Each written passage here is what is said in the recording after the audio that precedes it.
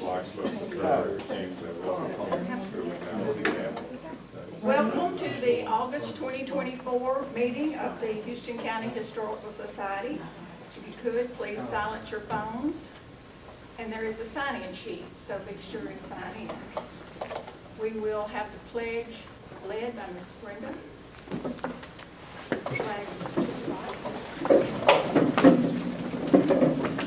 Allegiance to the flag of the United States of America and to the republic for which it stands, one nation, under God, indivisible, with liberty and justice for all. Thank you. Did everybody get their minutes from May? It was May. It was May? Okay. All right. Anybody have any problem getting their minutes? Yes. Any corrections or additions? Okay, we will deem those minutes approved if there are no corrections or additions. Treasurer's report, Leah? Well, I've got 3 months worth of report here. Okay. We had income of $209.51 from dues, interest, and some books. And we had expenses for postage and a couple of eBay purchases. So we have $1,468.98 in the bank, and our CD just rolled over at 4.1%. We have $10,924.72. Any questions or additions? Is there a motion to Move approve? approved. Okay, Dan? Second. Seconded? All that approve that? Any opposed? Okay. New business. Is there any new business? We need to be thinking about something that we have a new project. Donald and Jackie have kind of showed out with all the projects they've come up with, and maybe they can do some more. We'll see what we can come up with. Membership dues. Of course, this is already August, but we need to be thinking about next year. The dues are $10 per household per year or $50 per household for lifetime membership. Are there any announcements?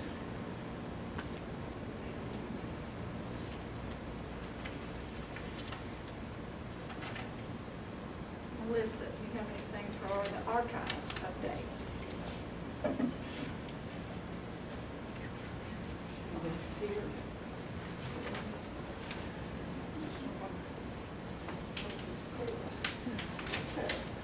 We're giving an update since May, so.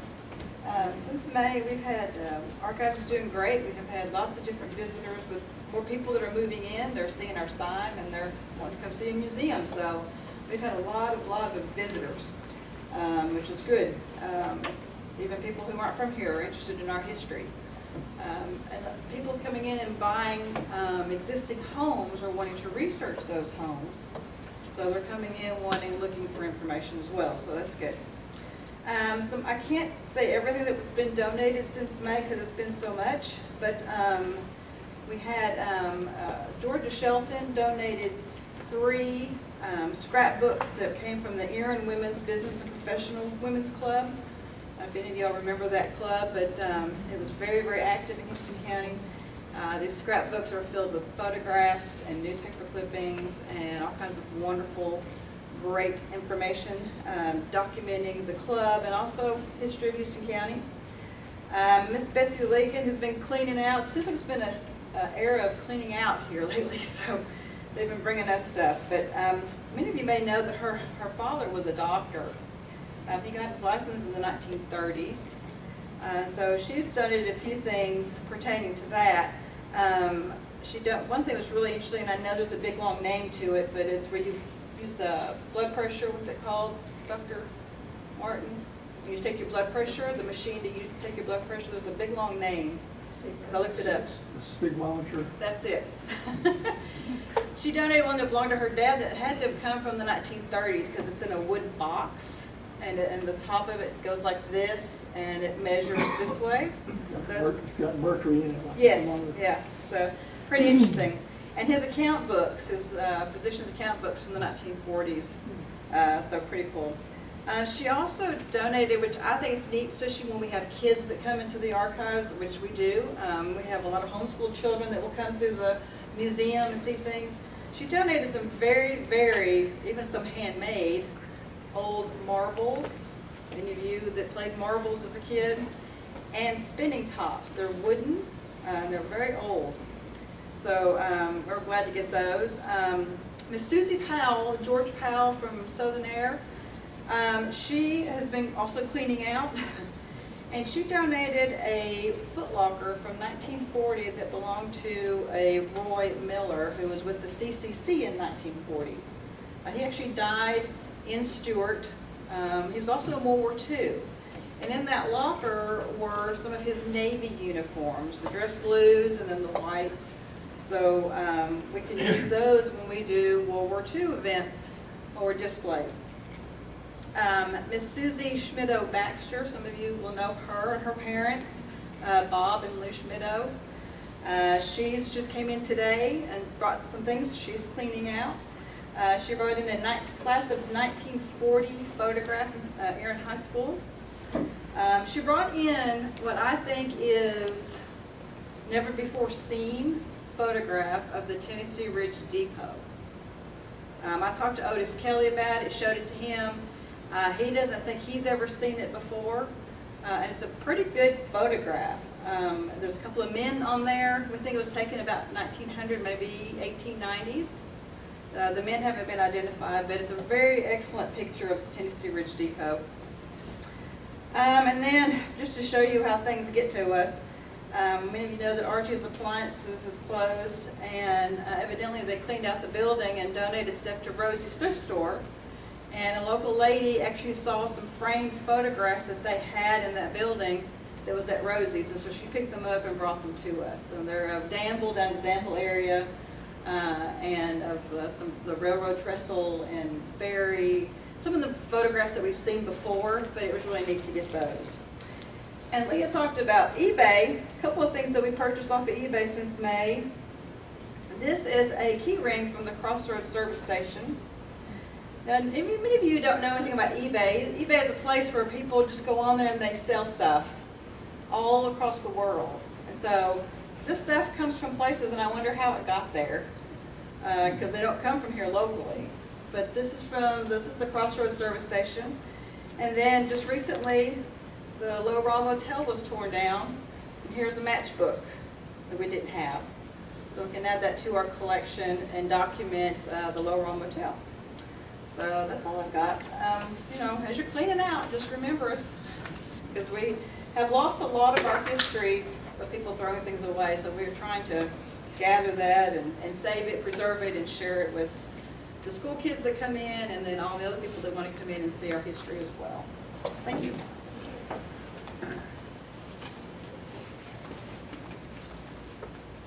Okay, in the minutes that you should have received, we have we have one program that we need to get filled. And if you all have a program you'd like to present, you don't have to be a member, just come in and let us know, and we will graciously accept your program. Sorry there was not a program last month. Hope none of you were terribly inconvenienced. When I looked at the radar at 4 o'clock, I thought it's really not safe for us to be out. So if we don't get the October program filled, some people have asked that we might do that program again. At that program, everybody loves show and tell, and I was hoping that we could have unique items come in. You know, we always have kind of things that they're 100 years old, but if they're handmade or if they're unique, sometimes places like this at a historical society is the only place you're going to see those things. And I will Well, turn if you need a program, why don't they do the show and tell? in October. Yeah. Okay, we'll sign you. No. Well, some I people have- I just recognize that seems to be one of the most popular Well, we nights. have it in February because it was easy to cancel, and then with the storm, or I thought the storm was coming, last month. Okay, we'll just do another show and tell, and it will be unique, handmade. I'm just one idea, but Okay. it's a great. Well, I mean, even if we have it twice a year, that's not a big deal, because like I said, again, this is the only place in a lot of instances that these things you'll never see. I mean, they're, like she said, people bringing them in, and they're unique, and you can show and tell about them and take them back home. Mr. Rodney is available. Mr. Rodney has graciously come to present a program tonight. He's a member of our board of directors here at the Historical Society, and we're glad to have him. I'll let him introduce himself and all his qualifications. And thank you, Rodney.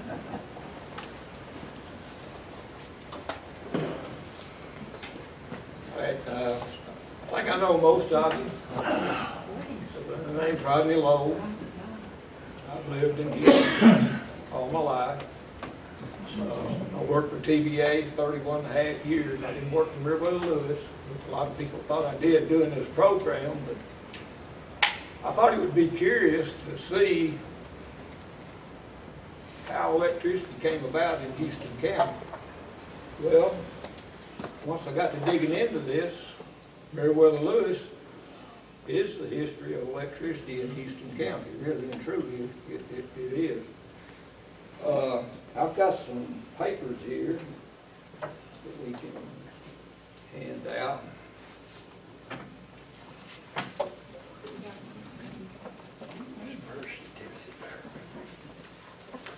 You want to think about the county?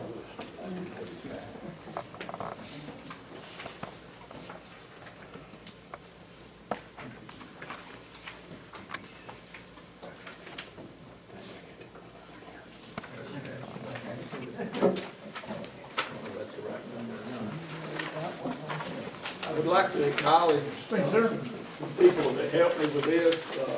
Vanessa Claiborne, which is a lady that works in Columbia for Meriwether Lewis.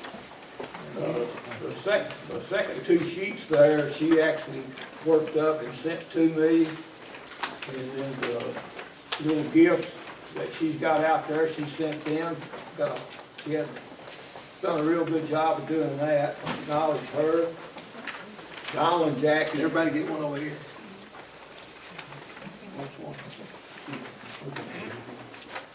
Donald and Jackie, of course, they've been, couldn't have done it without them. Melissa had some information that I got and used. And then Mr. Jim Griffith, in 1990, he did a presentation on Meriwether Lewis for the Historical Society. And Mr. Buddy Mobley, in 1995, he did one, and it was actually recorded. It was a recorded thing, and later on, we'll be seeing a few highlights of his, his program. But the reason I give you that first sheet there was electricity in Houston County before Meriwether Lewis, and it was, I know people heard kilowatt stone, the term kilowatt stone. Well, that was Mr. L.F. Stone, and Lewis and Lee Satterwhite actually had two boilers. They didn't have a turbine, but they had a steam engine to spin the generator, and actually made electricity here in Erin and supplied parts of Stewart County, Erin, and parts of Humphreys County. Now, it looks to me like it, they'd probably run that main line maybe to come in the city, maybe that main line toward Waverly. But it only produced 200 kilowatts. Now, how many kilowatts do you use at your house every month? So you can kind of get an idea. It wasn't doing no whole lot. It would just be a few lights, a few plugs or something like that they did. But anyhow, wanted to mention that because that was the very first in Houston County. All right, Donna.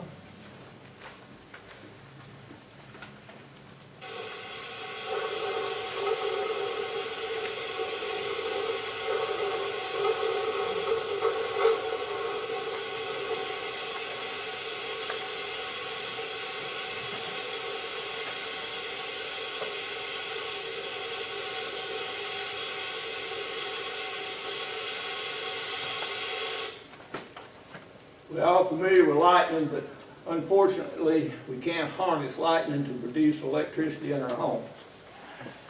If lightning comes to our homes, it's not a good thing, is it? But Donald's grandson did that, got it taped up there, and we used it. I don't have a name for this individual, but he says, brothers and sisters, I want to tell you this. The greatest thing on this earth is to have the love of God in your heart, and the next greatest thing is to have electricity in your house. Any of y'all remember when you was young not having electricity? Anybody? Well, it wasn't too nice. Wasn't too nice, was it? But this man actually gave, this is a farmer, and he actually gave that witness in the church and stuff. How many people know of Mr. Senator George W. Norris? Anybody know anything about him? Norris Dam. Norris Dam, exactly, Mike. Wasn't for this man right there, Tennessee wouldn't have no electricity. This man right here was from Nebraska, and he believed that power should belong to the public, that it should be a public enterprise instead of a private. There was private power in the state of Tennessee before the rural electric came along, but it was not out in the country to the farms and folks like us. It was in the cities where they could make money, and they charged quite a bit for it. So Mr. Norris was influential in that. And during World War I, toward the end of it, they started building Wilson Dam down in Alabama, and they were building 2 phosphate plants to make ammunition for the war. Well, the war ended, and they just shut building down. Didn't need to make the ammunition no more, and they didn't figure they needed the power either, so they just shut it down. Well, Henry Ford told Congress, and probably had some political budgets in it too, that I'll finish that dam for you, and I'll build another one too, and I'll make multiple shows to the Detroit of the South, and build a good city, big city here, and have a lot of development. But he did not mention the country folks. He didn't have any intention. He was going to make a profit, and didn't have any intention of that electricity coming out to folks like us. And that man right there blocked him in Congress and the Senate. And he actually proposed a bill to use the power from Wilson Dam as a public enterprise, as a non-profit for electricity. President President Herbert Hoover voted it down, said it's like a socialist program. That was in 1931. In 1932,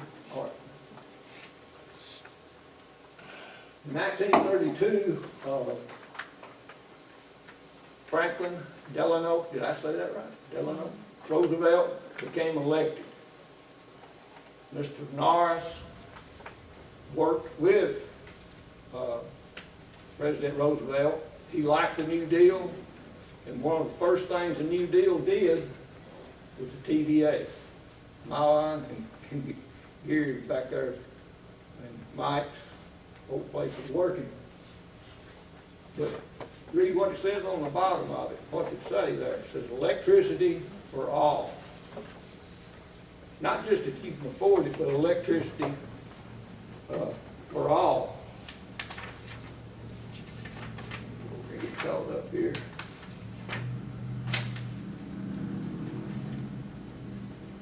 All right.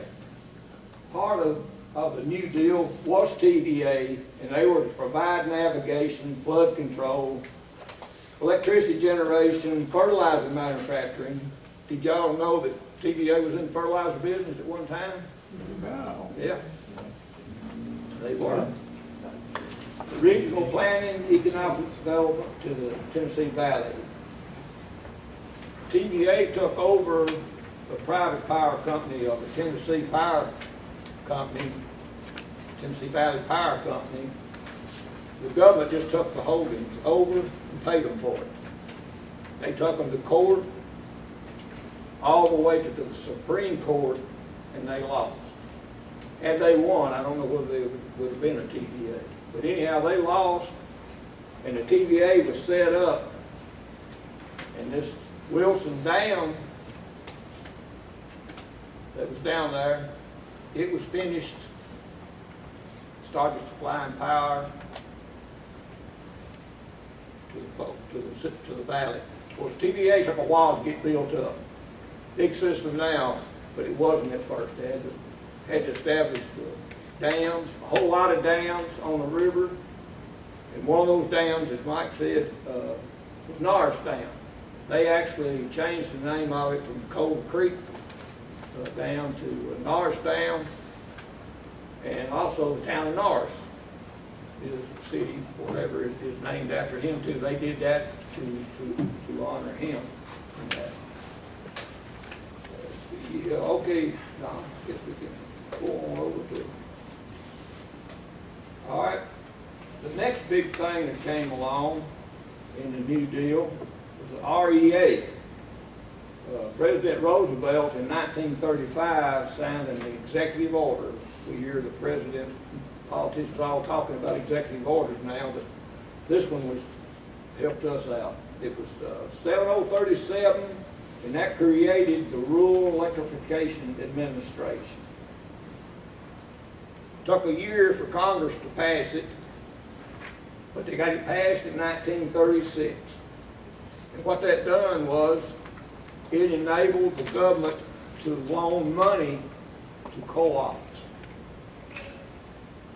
all over the country, not just in Tennessee, but all over the whole country, the nation as a whole, for rural and outlying places to borrow money, set up co-ops, start building lines, and selling electricity and improving people's lives.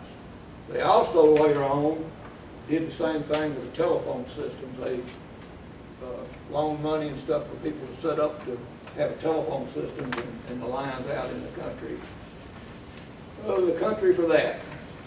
Now then, I guess, okay, now we get to Meriwether Lewis. Meriwether Lewis was founded in, let me get to my sheet here.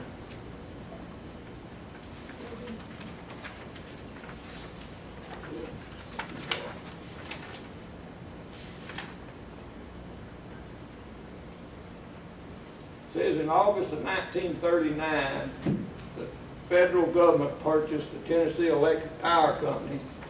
Now this is in 1939. I don't know how much generation they had available, but it was $78 million that they paid the Tennessee Electric Power Company. But remember, I told you they took them to court and lost. This made Tennessee the first state in the whole country where the whole state, the utility was publicly owned. Electricity production was owned by the public. Meriwether Lewis was organized in 1939 for Hickman, Humphreys, Lewis, and Perry counties. It was 132 miles of lines and had 1,600 members. In 1940, they purchased Houston County from Cumberland Electric, and we became part of Meriwether Lewis in 1940. And they had a time trying to peddle this electricity to folks out in the country because it cost $5 for your membership. $5 in 1939 would have been quite a bit of money, wouldn't it? Yeah. And another little side note, Meriwether Lewis was named in, Cooperative was named in honor of Meriwether Lewis. You remember the man and stuff. It's actually buried within the area of Meriwether Lewis Co-op. To go, excuse me, to show you the difference in this, in 2020, well, that's not right there. The very first person to work for Meriwether Lewis in Houston County was a man named Buford J. Christensen. And I believe he was a brother to, I don't know his name, Bill and Chris sold the lumber's daddy. Dad. Nels, yeah, that's right. That's right. But in the whole system, they had 7 employees. Only had one in Erin on that. And people started signing up, started getting electricity, and then what happened in 1941? War. Couldn't get no copper, couldn't get no metal for lines and stuff, so some kind of really slowed down until the end of the war. And once the end of the war, that's him right there, y'all can see him. That's actually him. But he was killed, accidentally killed in August of 1948. So he worked here for 7 years. He actually started with that Tennessee Electric Power Company, Meriwether Lewis and Waverly, and then became the only employee in here. But in 1948, sadly, he lost his life working somehow with electricity, something that I don't know any of the details on that. All right, now this is a crew from Centerville. If you see that arrow, Judy, that's your dad. That's Mr. John right there, on Barbara, in a crew. Right. I told Donald I sure would like to have either one of them trucks.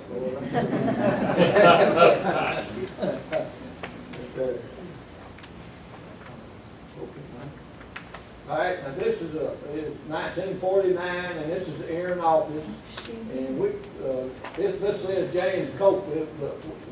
This is James Copeland. Anybody know James Copeland? Shimmy. Shimmy. Worked with him for 20 years. This man here, we figure, is Ernest Lewis, and this man is John Slaughter, and Mr. Shimmy, and then Miss Hazel, right there. Edsel Gray was working here, but he was not in this picture at the time. All right, and here's the 1950 office. That's Mr. John, Miss Hazel. There's Edsel. There, can y'all see that? See, Donnie looks like his dad, don't he? Oh, Donnie Gray. Way, but you remember back in '74, we had the ice storm over here. Of course, we sent the crews over to help with that. But back when they had the flood, the big flood of here, where it like took it all away, John hollered for help. And we brought crews from several different places. But I had a crew, and we had a pole down here, Mr. Benson Bishop's yard. Double circuit pole. It had 2 3-phase lines on it. And it was just about to wash away. And we knew if we did that, we were going to lose everything through town, and Tennessee Ridge, and all out that way. Well, finally, the creek dropped enough we could get a truck on the backside. We got over in Batson's yard, extended the boom out. The man helped the cable on the boom and walked out and hooked the cable around it. And we cinched up on it, and he tied a rope around it, threw it across, tied it off to a tree on the other side to a man over there. And we lifted. They said, "What are we going to do?" I said, "Well, we got to do something or it's going to come in the river." And so we tightened up, picked up that pole high enough that we could get a chainsaw right under the edge of the water. Hit it 4 times and sharpened, put a half stick of dynamite on the bottom of it, set it back down in that gravel, shot that stick of dynamite, and that pole went in about 4.5 feet. And we didn't break an insulator, we didn't flop a line together. And I just backed up and said, "Thank you." Because it was just fixing to put the whole county out of service. But then it's just some of the times that you run into those things, it's not written in the book. It's, and as you know, as I said a while ago, we've had people that have worked so diligently through the years with this cooperative. And you can just name them. Hazel Lavery up here spent many years. Mary Jean Shackford up here worked with them. Marilyn worked with them. Jane and Wanda doing a fantastic job as cashiers. And Edsel Gray spent 48 years with the cooperative. And Shimmy Coakley spent up close to that time. John spent 44 years. I've forgotten exactly what. And Lee Donovan with them, and Coach Stoney, and Randy Baggett been with them many years. And now they've got new boys, Don Fitzhugh, and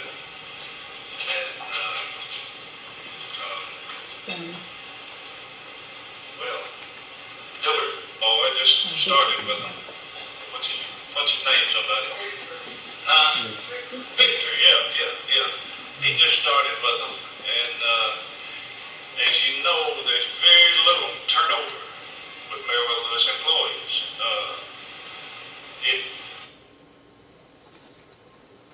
Back up here if I can. That's Mr. Buddy Mobley, and this is from a 1995 presentation. Mr. Buddy's roots go deep with Meriwether Lewis too, and we got a few more of these to play as we go along in here to break it up a little bit. Okay,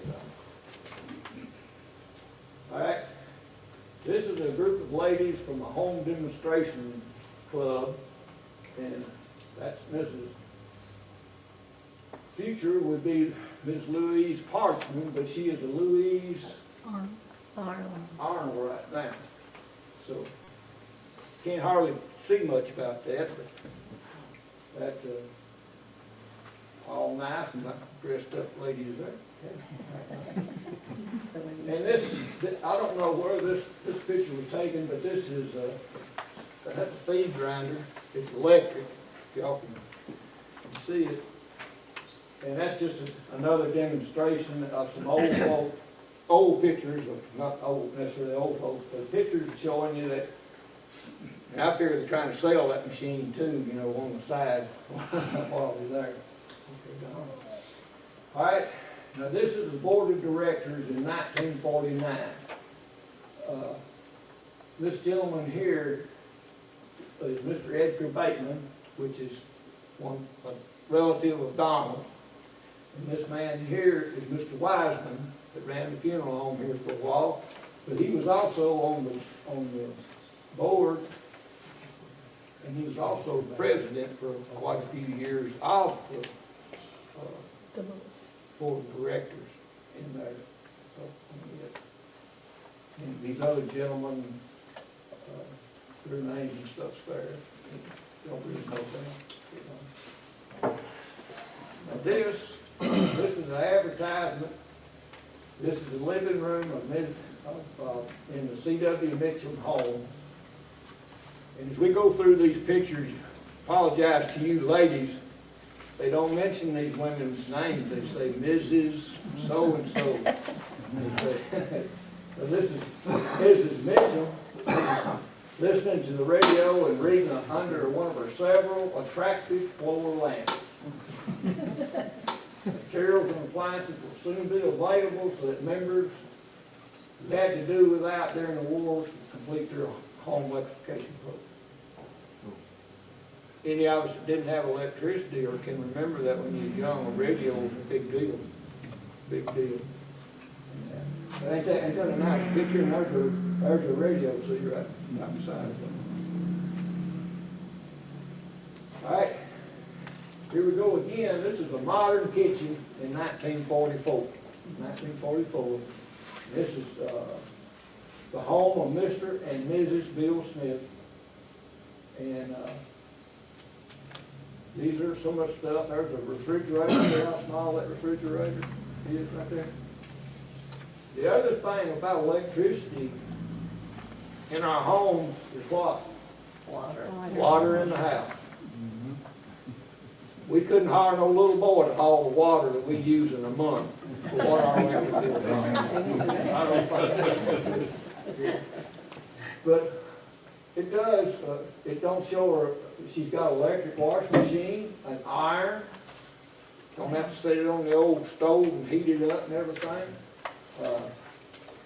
So, a big help in 1944. Wow. Okay. All right, here's another picture. This is in Mr. Sam Smith's home. We think that's Mr. Well, Miss Lucille right there. And she got, looks like she's got a little bigger refrigerator in 1947 here. And these other ladies, it says, is another Mrs. Smith. It's Miss Eunice Wright and Miss Frances B-O-W-N-E, how would you say it, Bowman? She's a home economist, but it's in 1947, and also looks like an electric stove there, right there too. All right, I think everybody's familiar with Campground Common Presbyterian Church. Well, that's a predecessor to it. This is in 1944, and says places of worship and other places like to have lights for people to be able to see, to read, or some books to be able to read whatever you're corresponding with. I don't remember if there was a separate schoolhouse besides the church, or if the church served the purpose of schoolhouse and church. I don't know. But I know Campground School was right on the creek. okay, there was 2 buildings there, Randy? Okay, all right. Okay, Mr. Claude Lloyd, whether any of y'all remember him or not, he tore the schoolhouse down, took that lumber and built his son a house with it. In the church, I think, too, on that. But anyhow, that's in 1944, what it looked like back then. All right, we got another one here. Integrate that rock. But one little tale I'll tell is not pertaining to Houston County, and I said I might vary. But when I was working with a line crew, this was back in the old hand digging days, we were in Linden removing the old incandescent line going to mercury vapor lines. And we had one of these old-time rough foremans on the crew. And we started digging a hole, and we said, Mr. Hollins, there's a water tank right up there, and there's a valve water shut-off cap right there. He backed up, and he said a few choice words, and he said, I'm foreman, shoot him. So we dropped 2 sticks of dynamite in that hole and shot it, and me and this other boy was coming back. We had about 60 feet of lead line on our battery. Come back and got it up, you know. I looked at Dean and I said, Dean, we struggle well.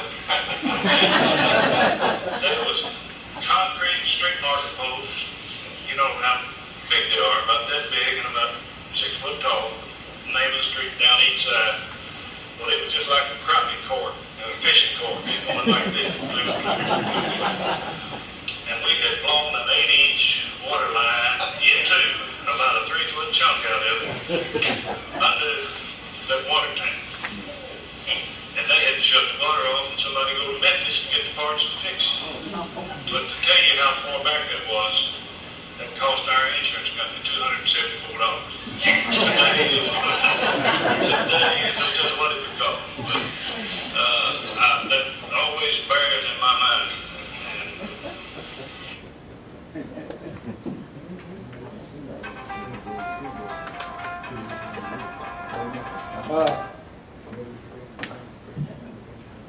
When we were, I watched this whole video of his after we heard this one play at the house. Carol said they sure did like to use dynamite back then. Maybe y'all probably remember that. You had to, didn't you? Gave you a terrible headache. Yeah, that's what they say, yeah. Okay. All right, here's another picture of the office. That's Mr. John, there's Mr. Shimmy, there's Mr. Esser, there's Mr. Hazel in there. And this is in 1959, so we're moving up a little bit, 1959. So, these people right here, they work a long time in there in the office, work a long time. All right, this is the Board of Trustees. Don't remember the year, but there's Mr. Bob Alston right there, and there's Mr. Beverly Price. Those were the two. But see, it's gone from Board of Directors, now they call this the Board of Trustees, so same thing, I guess. All right, and this is just an article that when Mr. Bob was appointed to be a trustee, that's just an article on him about general information about him and everything. All right, this is a good picture. Where's Cecil? You got it. Okay. We got Cecil Baggett. We got Ethel Gray. We got Shimmy Copeland. Lee Donovan. Mr. John. Miss Hazel. There's Miss Carol. Where you at, Scott? There I am. There you My go. mother, Marilyn. Yeah. Look how skinny she is. But if you'll note, these old trucks back here that they used back then with the cables and that stuff, there's nothing like today. We've got the bucket trucks and all that kind of stuff. But that is a good picture in 1964.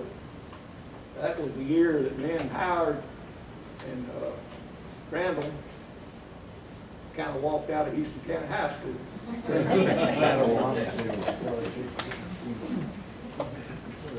All right, that's Mr. Buddy Mobley. That's when he started in January 1965, and it just, an article, of course, he's a lot younger man there in 1965 than he was in 1995, 30 years. There's another picture of him in 1984, and he is the director, like Mr. John was here in Houston County. He was the equivalent in Hickman County as the director of Meriwether there in that county. All right, here we go again. One time, we had a line that was constantly going out between 4 and 5 o'clock every day. And the men would go out and look at it, and so we don't see a thing. And so I said, well, I'm going to go watch it. So I went out and poured the pole, parked my vehicle, sitting there one directly at it. I saw a span of wire that was a little out of sag, a little bit low, but they were sagged together, you know, they were same. I watched it, and the doves started coming in, and they landed on both wires. And directly a car come by, they all whacked it, but when they unloaded those wires, slapped them together, they locked up, you know. And so there's a number of things. What do you do? I mean, how do you? Well, we just took it and tightened the down guy. Just pull more tension in it. When you shot the doves?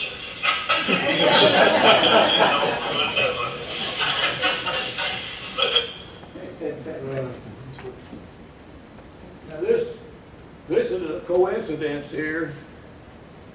When we were young, me and Donnie Gray and some more friends, we all went squirrel hunting and killed several squirrels. And Donnie's mother said, well, I'll fix y'all breakfast in the morning. Y'all come on back in the morning. And she had fried potatoes, eggs, and cooked those squirrels, gravy and everything. And we was all sitting there at the table talking. Mr. Etzel was there too. And somehow or another we got around to dove hunting. So I said, well, the easiest way to get them doves just ride around and shoot them off power line.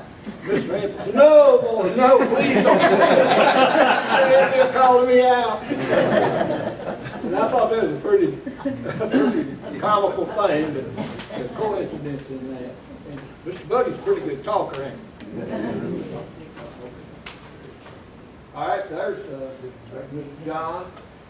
And Bill Simpson, and he's getting a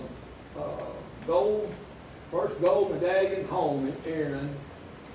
It's total electric. In other words, everything in the house is electric. Heat, everything in the house, and it's referring to it as a gold medallion home, and that's in 1965. He totally electric in 1965 was a pretty major thing. And we get Mr. Randy Baggett, which is here, right here tonight. It says here you joined in October 1966 and served how many years? Sir, How many years you worked? 32 and a half. 32 and a half. One more than I did with TVA. But glad you're here tonight and pay homage to you for those years of service to all the county and all the folks in the county. Jane Parchman. Wonderful. Remember her, she was a fine lady. If y'all don't know who she is, any of you know, all of you know Robert Earl Parchman, I'm sure that's his mother, Miss Jane. Another picture of Mr. John, this is 1984, and it's just showing that he's the district director of Houston County for Meriwether. All right, in 2014, we have a celebration for Meriwether Lewis of 75 years here in Aaron. Any of y'all remember that? I don't know how it slipped by me. But we have a celebration here, and these are some pictures, and I'm not going to try to name them all. If Donald's going to go kind of slow, if y'all want him to stop where you can look at it longer, just give a holler, okay? Randy's got a Christmas tree, or a Christmas ornament of our 75th. Oh, does he? Okay. And they gave it to all the employees.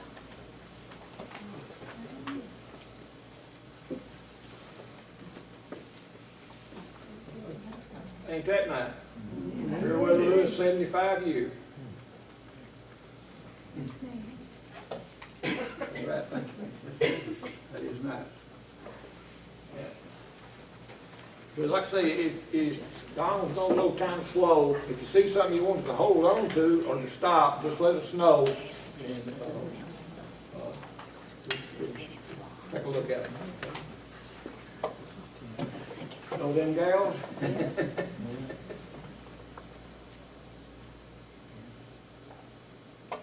Stone.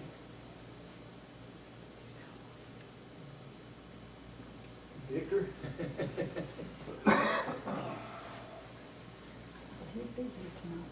Y'all were set up pretty good down there, weren't you?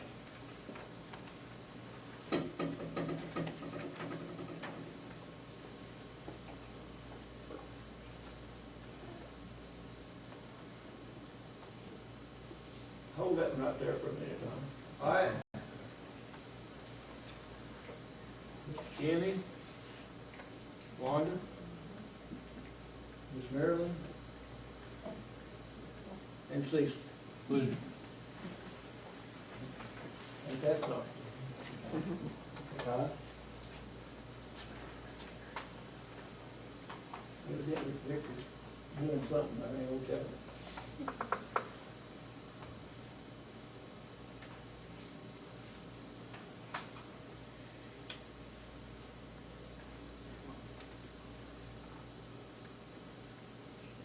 Sam Fazell. Mr. Shimmy, I don't know how old he is there, but he lived to be pretty old. Pretty old. I think he drove to the day he died. He probably did. Oh, before we leave that, I don't know, have I mentioned it before, how he got the nickname Shimmy? I asked around, and there's people could tell, and this is asking the lady in Columbia, because she knew him from back then. It was just how fast he could shimmy up a pole. I'll bring up, does anybody remember when they put the poles up at the football field and up there, put the first lights on the field? Yes. Well, they were great big, of course, I was a kid, but they were the tallest poles I'd ever seen.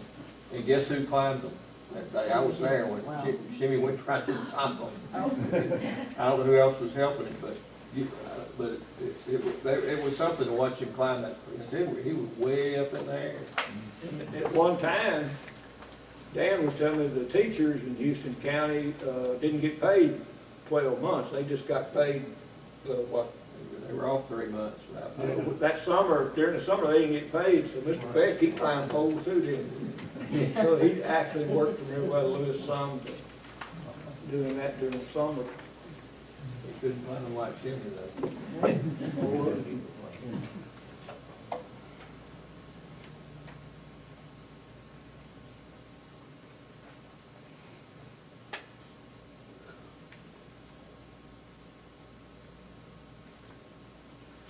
Now this is as y'all say, the old office there on Main Street. There, 1956 to 2018. We've all been there several times, paying the bills or whatever over the years and stuff. Of course, this is the new facility that y'all enjoy now, and where we go pay our bills and everything, stuff. This is a list of the employees over the years. It's on the back page. All right, it's on the back page of the sheets there. Miss Ada Labor, Stephen Baggett, Randy Baggett, John Barber. Patty Becker, I'm not familiar with. Anybody familiar with her? Patty Becker? Isn't that Patty Everly? Maybe. She's Everly. Okay, all right, okay, Wanda. And then, of course, Wanda. And then Gina Bush, Nick Bush, that B.J. Christensen, David Clark, James Copeland. Somebody said, well, what was Mr. Shimmy's real name? Well, James Copeland. Greg Dillard and Victor, Lee Donovan, Don Fitzhugh, Mr. Edsel Gray, Daniel Johnson, which is a worker now. That's my grandson. That's your grandson. Randy Kelly, Ernest Lewis, Sean Lowe, that's my nephew. That's Ricky, my brother Ricky's boy, Bronson Lyle, Marilyn Lyle, Kathy Mathis, Zach McCaskill, Buddy Mobley, Blake Nolan, Stoney Odom, Jane Parchman, Jeff Rye, Jesse Singleton, Sherry Singleton, John Slaughter, Barry Wilson. And that may not be all the employees either.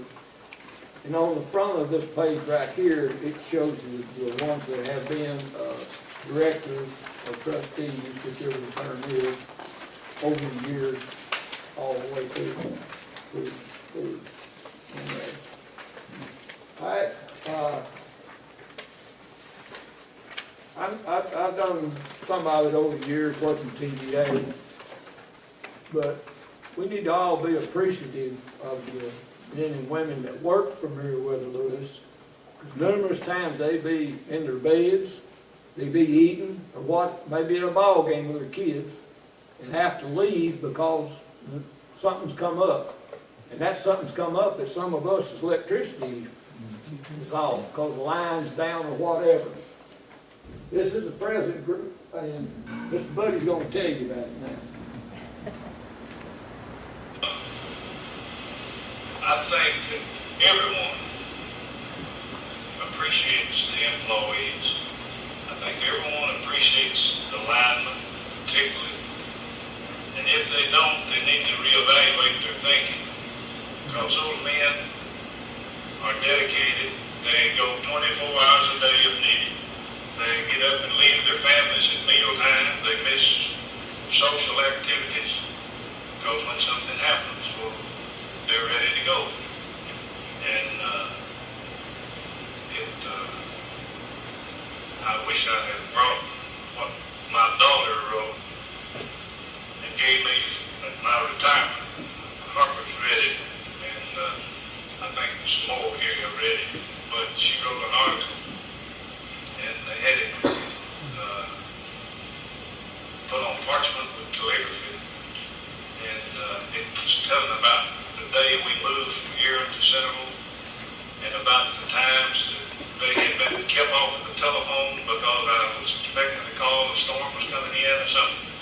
And the times that I had to get up and leave a meal, and that's kind of what they're all in. And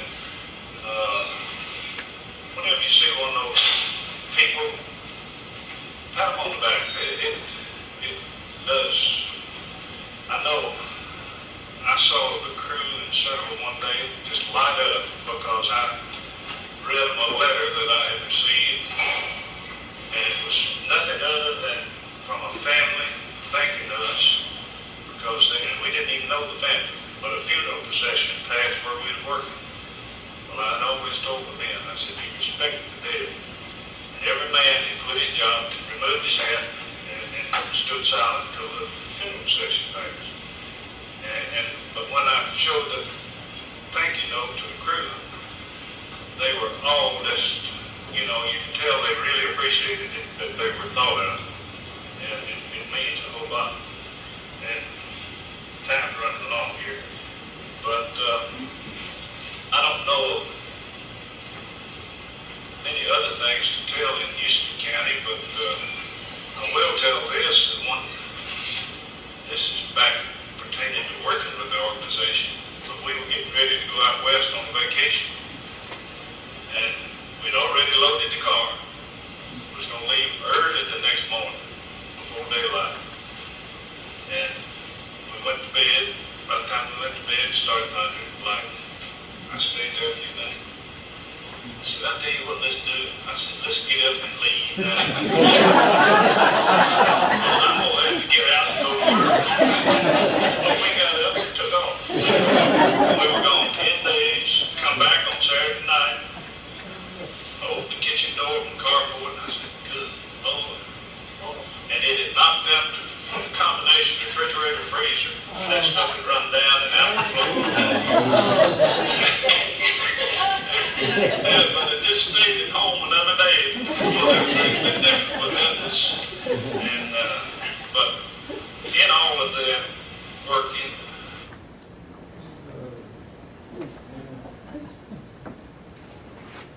And as Mr. Buddy, give him a thank you. I know they appreciate it, and need it. That helps everybody to be able to be told to do a good job. Again, going back to this Vanessa Claiborne, the little gifts y'all got coming through, and I think we've got enough for everybody. She sent another gift here, some more gifts here.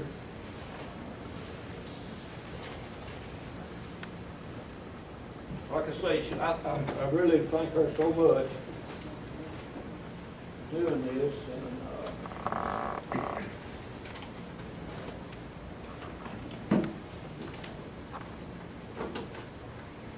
and y'all take one and pass them around.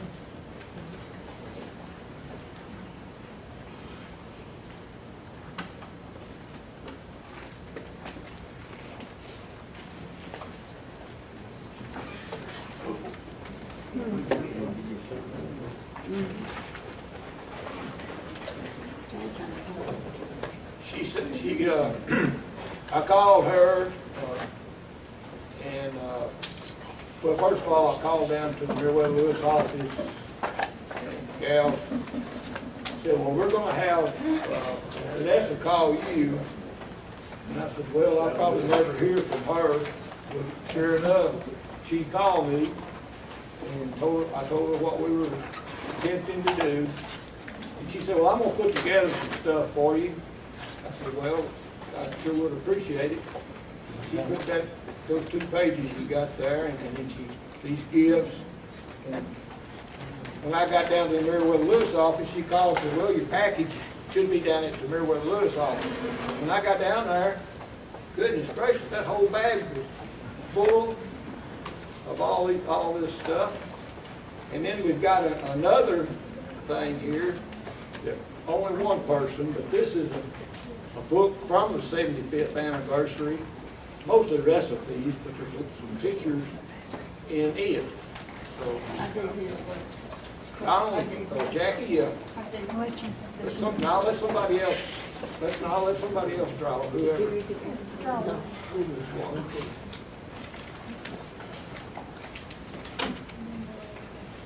Number 30.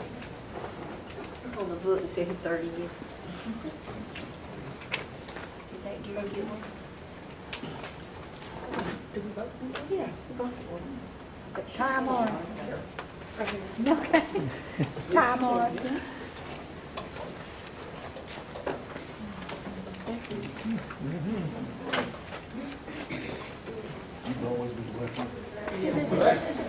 That's about all I got, but I got one trivia question I'd like to ask y'all.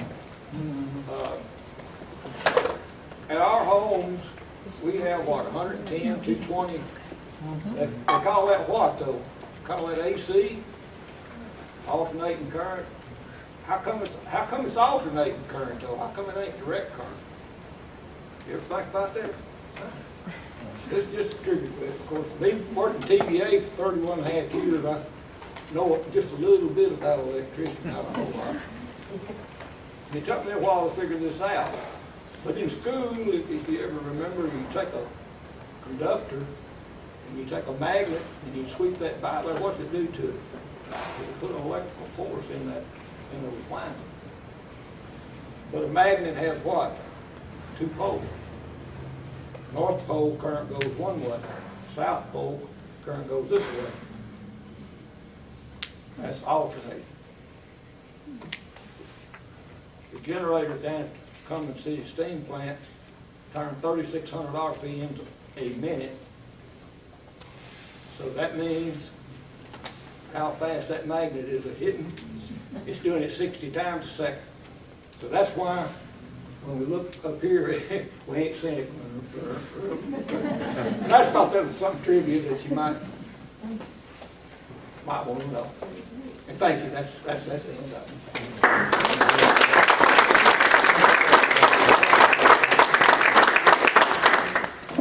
Got any questions? Surely somebody can answer.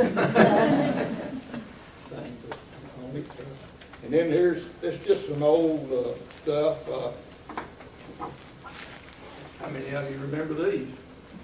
Say you build and tear it off and you keep that stuff. Anyhow, it's just a few old things here. And that's all I've got. The next meeting will be September the 10th at 7 p.m. Dr. Manella Uffelman will discuss her new book, Civil War Letters of Sarah Kennedy. She will have books available for purchase. That will be held here. October, we have a new title for our October show and tell, October the 8th at 7 p.m. That will also be here. November the 12th at 6 p.m. when we have any food. We eat at 6 and our program is at 7. In November, the annual open house and meeting at the Houston County Archives and Museum. It's kind of like add a dish, but it'll be light refreshments. December the 10th at 6 p.m. It's the annual Historical Society Christmas dinner. It will be turkey and dressing from Piggly Wiggly and side items brought in by our members. And we hope to see you all then. Great turnout, and thank you all for coming. Hope to see you next month. Thank you. Adjourn. Motion to adjourn. Mitchell. All right.